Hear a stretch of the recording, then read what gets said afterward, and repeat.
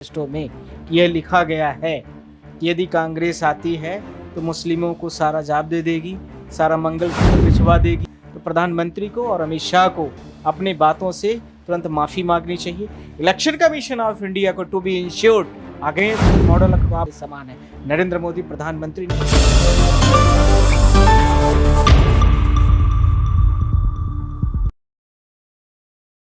Manifesto पे मैं बात करना चाहूँगा। कांग्रेस का मैनिफेस्टो आया, बीजेपी का आया और तमाम राजनीतिक दलों का अपना अपना मैनिफेस्टो आया, लेकिन सबसे ज़्यादा बीजेपी ने कांग्रेस का मैनिफेस्टो उठाया।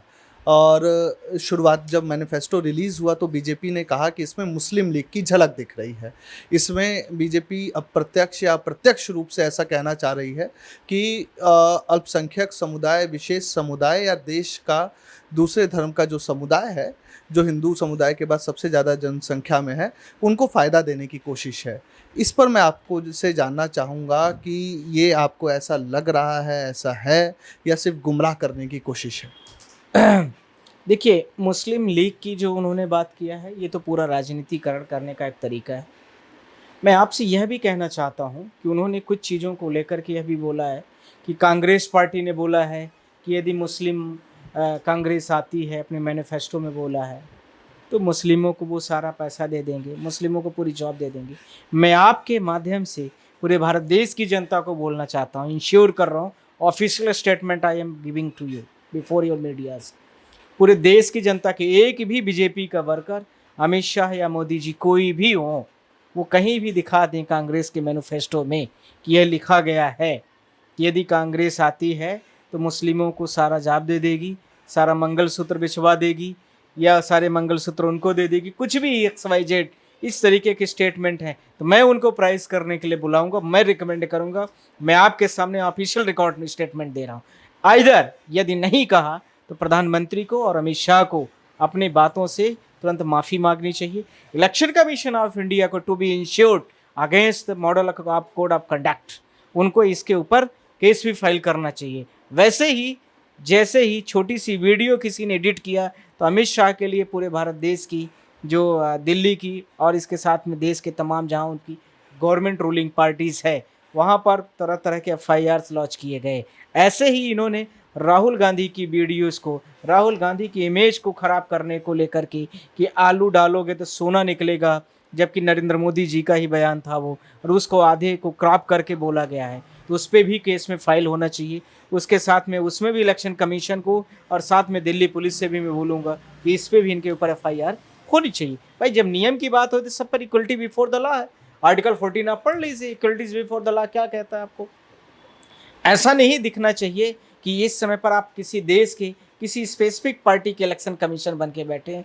यह भी नहीं दिखना चाहिए विपरार्थ में इसके कि अपोजिशन के जितने लोग हैं आपसे ये उम्मीद एक तिनके के लिए कर रहे हैं कि हमें कहीं ना कहीं रिलाई किया जाए, हमारे बारे में भी इलेक्शन कमीशन कहीं विचार करे, हमारे भी विचारधारा को सोचे, हमारे बारे में भी जो हमारे फैक्ट्स हैं उस पर भी कंसीडर करे। आपको मैं बोलना चाहता हूँ, दिसंबर महीने में सारे इंडिया अलायंस के लोगों ने इलेक्शन कमीशन ऑफ इंडिया के पास वीवीपैट की पर्ची को लेकर के गए कि हम सारे लोग यह उम्मीद करते हैं, चाहते हैं कि वेरीफाइड कराई जाए EVMs को, जितनी उसमें वोट निकल रही उसको क्रॉस वेरीफाइड होना चाहिए।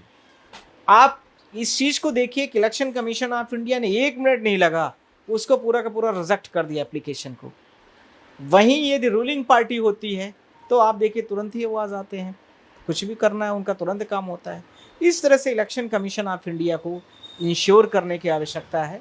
ये किसी पार्टी का वो नहीं है, उसको ऐसे जगहों पर जहाँ पर भारत देश दुनिया का सबसे बड़े लोकतंत्र का पर्व चल रहा है, वहाँ पर इस तरह से दिखने की आवश्यकता है। यह नहीं कि सिर्फ बातों में, करके भी दिखाने की आवश्यकता है कि model of code of conduct जो है वो सब पर लागू होगा। पूरे भारत देश की जनता उसके लिए समान है। नरेंद्र मोदी प्रधानमंत्री नहीं, एक कैंडिडेट है, वो भी चुनाव लड़ रहे हैं, सारे देश की स्टार प्रचारक की तरह वह भी हैं। उनको प्रचारक की लिस्ट से आप बाहर करिए जो ऐसे स्टेटमेंट दे रहे हैं, आप उन पर कार्रवाई करिए। आप बातों में नहीं चलेगा काम कि हमने ये कह दिया, हमने वो कह दिया, ऐसे काम नहीं होता है। सर, इलेक्शन कमीशन की आपने बात की, इसी से जुड़ा एक मेरा प्रश्न है। हमने टीएन सेशन जैसे भी मुख्य चुनाव आयुक्त इस देश में देखे और आज के दौर में भी हम देख रहे हैं चुनाव आयुक्तों की पोजीशन और उनकी विश्वसनीयता। आखिर सर 2014 के बाद ही चुनाव आयोग की विश्वसनीयता खत्म हुई है या ये एक प्रक्रिया है जो 2004 से चलती हुई आ रही है और हम अब इसका एक विकराल रूप देख रहे हैं कि जहां पर चुनाव आयोग पूरी तरीके से संदेह के घेरे में, और चुनाव आयोग क्यों नहीं अपने आप को ऐसे कदम उठा रहा है कि हम संदेह के घेरे से बाहर निकल पाए? आपके प्रश्न का बड़ा अच्छा आपने प्रश्न भी पूछा, आपने उसको जवाब भी दिया है अच्छे से। कोई भी काम होता है तो धीरे धीरे करके प्लेटफॉर्म बनते हैं और धीरे धीरे उसके चारों तरफ उसकी ब्रांचेस फैलती हैं। शाखाओं का विकराल रूप धीरे धीरे कुछ समय बाद, कुछ सालों के बाद में परिणाम में रिजल्ट के रूप में वो दिखता हुआ नजर आता है। यही इलेक्शन कमीशन जो आपने बोला है, 2004 के बाद से इसकी शुरुआत हुई। धीरे धीरे करके ये पूरे भारत देश में इस तरह से यह अपने आप को गैर कानूनी तरीके से, गैर संवैधानिक तरीके से, मिसलेनियस आर्गूमेंट करके, कोर्ट को मैनिपुलेट करके अपने आप को, पार्टी किसी विशेष को बचाने के लिए यह पूरा अपना बयान, स्टेटमेंट, एफिडेविट देते हुए पूरे देश में घूम रहे हैं। अंतिम प्रश्न सर, 80 करोड़ लोगों को राशन, ये प्रश्न और ये मोदी की गारंटी, पीएम बता रहे हैं कि ये हमारी गारंटी, और बीजेपी इसको अपना बहुत एक बड़ा चुनावी मुद्दा भी बता रही है और अपनी बड़ी उपलब्धि भी बता रही है। भारत जैसा सर सोशल वेलफेयर स्टेट, कई देश है सर सोशल वेलफेयर स्टेट, अगर भारत में 80 करोड़ लोगों को राशन दिया जा रहा है तो ये देश और स्टेट की जिम्मेवारी है या ये एक राजनीतिक उपलब्धि है? क्या है सर ये? जिस देश में 180 करोड़ की 140 करोड़ आबादी है और उसकी आधी जनता, आप देखिए 80 करोड़ लोग, आधी से ऊपर ही हो गया, लगभग 60% 70% के आसपास देश गरीबी रेखा के नीचे रहता है या 5 किलो के राशन के लिए लाइन पर लगा हुआ है। उस देश के बारे में ये मोदी की गारंटी क्या कहेंगे? क्या कहेंगे आप इसके बारे में कि जिस इन स्टेटों में बीजेपी या कुछ भी इस प्रकार से है, सोशल वेलफेयर के नाम पर इन्होंने क्या किया है? सोशल वेलफेयर शब्द जो है बहुत व्यापक है। उसकी परिभाषा के बारे में मैं बहुत सारे फिलोसफरों का नाम नहीं लेना चाहता, पर मेरे शब्द सिर्फ एक हैं, सोशल। यदि किसी को पंगु बनाना है, ये मेरे वर्डिक्ट आपको मैं बोलना चाह रहा हूँ, यदि किसी को पंगु बनाना है और किसी को विकसित करना है तो सिर्फ 2 रास्ते हैं। पंगु बनाना है तो आप उसको इसी तरह से कैटेगराइज कर दीजिए 5 किलो अनाज वाले में, और यदि उसको विकसित बनाना है तो उसको टॉप लेवल की एजुकेशन दे दीजिए। आपको क्या करना है, भारत देश की जनता इस चुनाव के महापर्व पर यह डिसाइड करेगी। मैं आपसे कहना चाहता हूँ कि यदि किसी व्यक्ति को आपने अच्छी शिक्षा दे दिया तो लाखों लोगों को रोजगार दे सकता है, हजारों को दे सकता है, 100 में दे सकता है, 10 को दे सकता है, 1-2 को दे सकता है। किसी गवर्नमेंट पर वो ऐसा नहीं रहेगा कि उसके ऊपर कहीं ना कहीं उसके ऊपर निर्भर रहेगा, वो आत्मनिर्भर हो जाएगा और लोगों को, बहुत सारे लोगों को ऐसा खड़ा करके तैयार कर सकता है। पर ये सरकार से ऐसी उम्मीद हमें नहीं दिख रही है। 80 करोड़ का जो ये मोदी की गारंटी की योजना है, 80 करोड़ लोगों को 5 किलो अनाज दिया जाएगा। 5 किलो अनाज में 20 रुपए किलो का चावल होता है और दाल, 20 पंचे 100 मल्टीप्लाई मैं कर दूं तो 5 किलो का मतलब वही हो गया 100 रुपए के चीज़ के लिए 100 रुपए प्रिंट प्राइस होती है किसकी? बैग की, जो बैग में मोदी की बड़ी सी फोटो लगी होती है।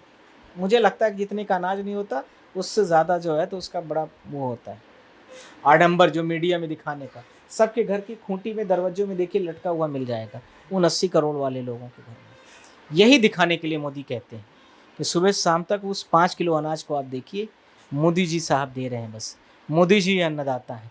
यह मोदी जी कहीं नहीं दिखा रहे हैं कि हम एजुकेशन को टॉप लेवल पर ला देंगे, कहीं दिखा रहे हैं। आज आप देखिए सिलेबस बच्चों का, 6-7 स्टैंडर्ड के मेरे बच्चे पढ़ रहे हैं बड़ी बड़ी स्कूलों, हम देखते हैं सिलेबस क्या बिल्कुल बकवास कर दिया। इनको चौकीदार की भी नौकरी नहीं मिलेगी, ऐसा इन्होंने सिलेबस बनाया है। मैं आपके माध्यम से बोलना चाहता हूँ, पूरे देश की जनता गुलाम होगी, पूरे देश की जनता रोएगी एक दिन, वो समय आने वाला है। एजुकेशन को इन्होंने ऐसा ख़त्म कर दिया है कि हमारे पास कोई शब्द नहीं है। और पता नहीं कैसे IAS ऑफिसर इनको गाइड करते हैं, क्या इनको बोलते हैं क्या भारत देश की जनता क्या करना चाहती है मुझे नहीं पता, पर मैं आप लोगों के सबसे बोलना चाह रहा हूँ इस चीज़ को। और एक मन से ये ग्लानि भी है, दुख भी है कि मेरा देश दिख रहा है किधर जा रहा है।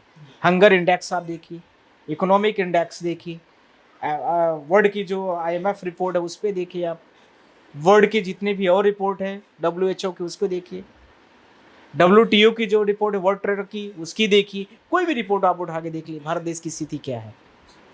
आज भारत देश के लोग एजुकेशन के लेवल पर आप दिनों दिन डाउन होते जा रहे हैं। आपके पास एजुकेशन है, अब वर्ल्ड लेवल की एजुकेशन दीजिए ना, दुनिया की बड़ी बड़ी यूनिवर्सिटियाँ खोल दीजिए, स्कूल खोल दीजिए। नहीं खोल सकते आप, वर्ल्ड का पूरा एजुकेशन सिस्टम लाइए, आप पूरे वर्ल्ड में आपके देश के बच्चे अच्छा अच्छा काम करेंगे। 140 करोड़ की जनता जो पूरे वर्ल्ड की 7 अरब आबादी है, उस आबादी में आप देखिए कि 20% जो है तो 16-17% भारत देश की आबादी है। अब उसको उठा के यूज करिए, उसको क्या जरूरत है उनको ऐसे 5 किलो अनाज दिखा रहे हो, मोदी गारंटी बता रहे हो आप पूरे देश को। मेरे ये आपसे दुखी मन से भी बोल रहा हूँ इस चीज़ को, पर यह है कि सरकार के आगे कोई कुछ कर नहीं पा रहा है।